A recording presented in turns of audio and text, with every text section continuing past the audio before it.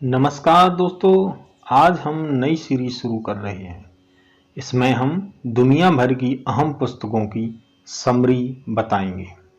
आज के इस वीडियो में दुनिया के सबसे बड़े निवेशक मिस्टर वॉरेन बफे के ऊपर मैरी बफे और डेविड क्लार्क के द्वारा लिखी गई किताब the Tao of Warren Buffett का सारांश सुनेंगे। The intelligent investor and security analysis जैसी बेहतरीन फाइनेंस की किताबें लिखकर मूल्य निवेश यानी वैल्यू इन्वेस्टिंग का सिद्धांत देने वाले मिस्टर बेंजामिन ग्राहम, जो कोलंबिया यूनिवर्सिटी में प्रोफेसर थे, उनसे पढ़ने के लिए मिस्टर वॉरेन बफे अपना एडमिशन कोलंबिया यूनिवर्सिटी में करा लेते हैं। वॉरेन बफे ने अपने निवेश में मिस्टर बेंजामिन ग्राहम और मिस्टर फिलिप आर्थर फिशर के सिद्धांतों को फॉलो किया है।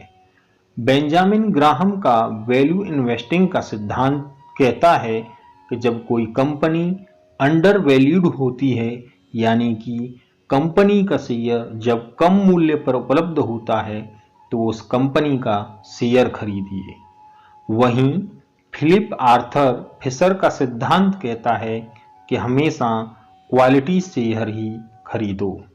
इन दोनों मुख्य सिद्धांतों को पढ़ने के बाद वॉरेन बफे ने दोनों को मिलाकर अपना खुद का सिद्धांत विकसित किया कि क्वालिटी बिजनेस को कम मूल्य पर खरीदो। यानी ऐसा करके वॉरेन बफे ने अपने दोनों गुरुओं बेंजामिन ग्राहम और फिलिप आर्थर फिशर से कई गुना ज्यादा पैसा कमाया। वॉरेन बफे लोगों को बेंजामिन ग्राहम और फिलिप आर्थर फिशर की किताबें पढ़ने की हमेशा सलाह देते हैं।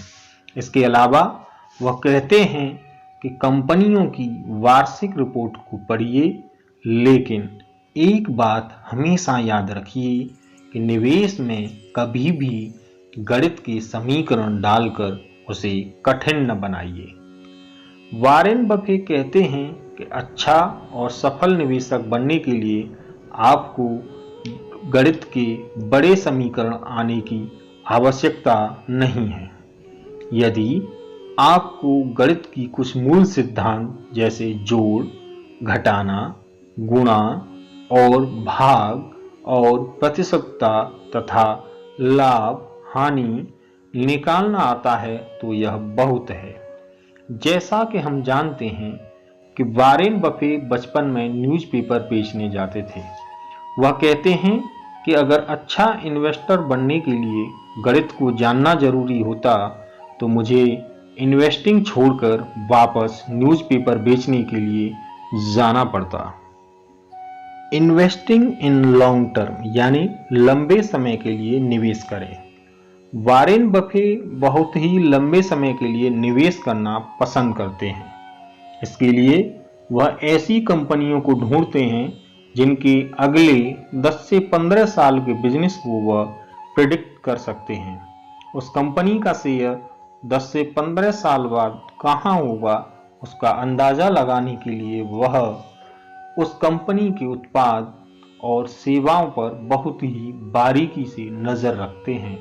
जैसे कोका कोला पिछले कई दशकों से अपने उत्पादों में छोटे मोटे परिवर्तन करके वही सामान बेच रही है, तो ऐसी कंपनी जिन्हें अपने उत्पाद में ज़्यादा परिवर्तन करने की ज़रूरत नहीं होती, उनकी रिसर्च एंड डेवलपमेंट कॉस्ट बहुत ही कम होती है और उस पर उन्हें ज़्यादा पैसे खर्च नहीं करने पड़ते, क्योंकि उनके उत्पाद वही हैं, उसमें ज़्यादा परिवर्तन नहीं किया जाता। तो उस उत्पाद के उत्पादन के लिए उसी मशीन का इस्तेमाल होता है, जिसे उन्हें बार बार बदलने की ज़रूरत नहीं पड़ती। इस तरह उस कंपनी के खर्चे कम हो जाते हैं। ऐसे बिजनेस कम पैसे में आगे बढ़ते हैं और उन्हें ग्रो होने के लिए ज़्यादा पैसा नहीं लगाना पड़ता है। डिसीजन मेकिंग या निर्णय लेना निवेश में यह बहुत ही महत्वपूर्ण है।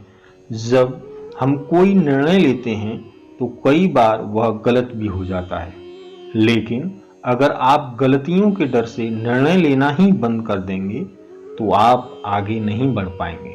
इसीलिए आपको हमेशा गलत निर्णय से सीखते रहना होगा और उससे मिली सीख आपको सही निर्णय लेने में मदद करेगी। किसी बिजनेस के अंडरलाइन इकोनॉमिक्स अच्छे हैं कि नहीं, उसे ईमानदार लोग चला रहे हैं कि नहीं, और सबसे महत्वपूर्ण बात यह कि वह बिजनेस कम मूल्य पर उपलब्ध है या नहीं, यह पता करने के लिए उस बिजनेस को समझना बहुत जरूरी है।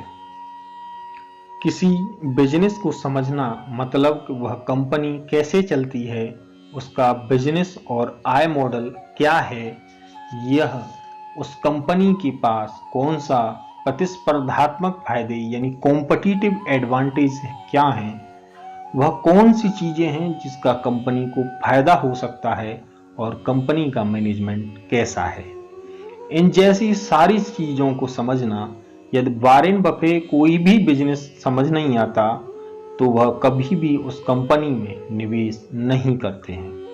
उदाहरण के लिए जब अमेरिका में इंटरनेट क्रांति आई थी तो वॉरेन बफे ने उस समय किसी भी टेक्नोलॉजी कंपनी में निवेश नहीं किया था, क्योंकि उन्हें उसकी समझ नहीं थी। एक बिजनेसमैन को यह अच्छे से पता होता है कि कोई बिजनेस कैसा है, कौन सी कंपनी अपनी प्रतिस्पर्धियों से अच्छा प्रदर्शन करेंगी, जिनकी मदद से यह समझने में आसानी होती है कि कंपनी के उत्पाद और सेवाएं कैसा प्रदर्शन करेंगी। इसलिए निवेश करने से पहले और उसे समझने के लिए आपको एक बिजनेसमैन की तरह सोचना होगा। इससे आपको पता चलेगा कि कौन सा शेयर का अधिमूल्यन यानी ओवर वैल्यू है और कौन से शेयर का अवमूल्यन यानी अंडर वैल्यू है।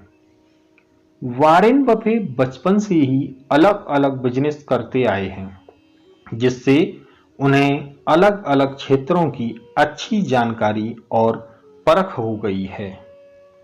तभी उन्होंने अपने बिजनेस और निवेश के कौशल यानी इन्वेस्टमेंट स्किल का उपयोग करके अच्छी सफलता हासिल की है। वह कहते हैं कि आज मैं एक सफल निवेशक हूं क्योंकि मैं एक बिजनेसमैन हूं, और मैं आज एक सफल बिजनेसमैन हूं क्योंकि मैं एक निवेशक हूं। वॉरेन बफे कभी भी एक साल बाद शेयर बाजार कहां रहेगा और एक साल बाद ब्याज दर क्या होगी के बारे में नहीं सोचते हैं और न ही उस पर अपना समय बर्बाद करते हैं। वे सिर्फ उच्च गुणवत्ता यानी हाई क्वालिटी बिजनेस पर ही ध्यान देते हैं, और जब उन्हें उच्च गुणवत्ता के शेयर सस्ते में मिलते हैं तो वो उन्हें खरीद कर लंबे समय के लिए होल्ड करते हैं। इसी तरह उन्होंने शेयर बाजार से अरबों रुपया कमाया है।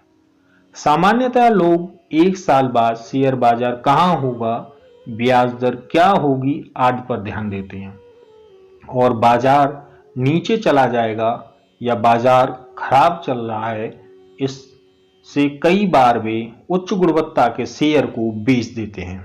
उसी समय का वॉरेन बफे जैसे लोग उसका इंतजार कर रहे होते हैं कि जब लोग शेयर बेचकर जा रहे होते हैं तो शेयर सस्ते मिलेंगे और वॉरेन बफे तभी शेयर खरीदते हैं।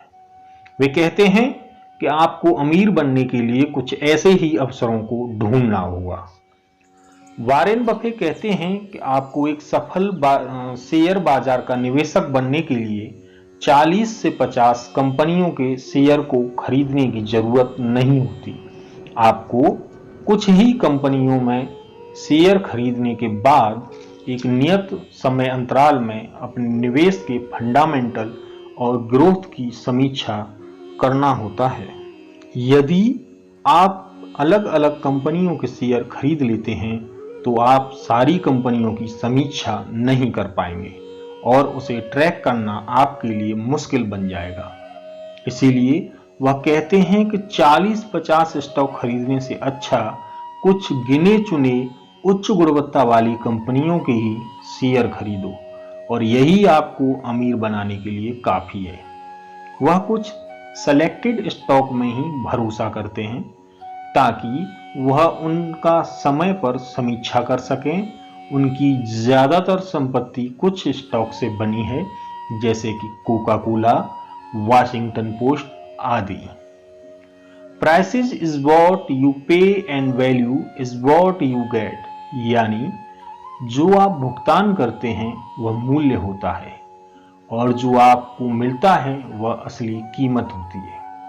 आपको यह हमेशा ध्यान में रखना चाहिए कि किसी शेयर की आप कितना पे कर रहे हैं और उस पर आपको कितना वैल्यू मिल रहा है।